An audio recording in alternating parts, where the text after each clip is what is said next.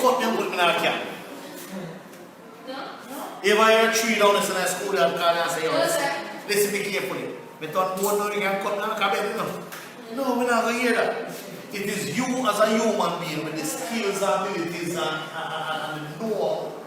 I'm going to get the man saying, no, so we can make 2 points out of the religion. So the most important resource must be human. The natural resource God made. That is more important. Yes, but guess what? If the natural resource remains by itself, it will not have any use. So are you going to, you didn't know, hey, when my mother last school, you know what thing when you slate?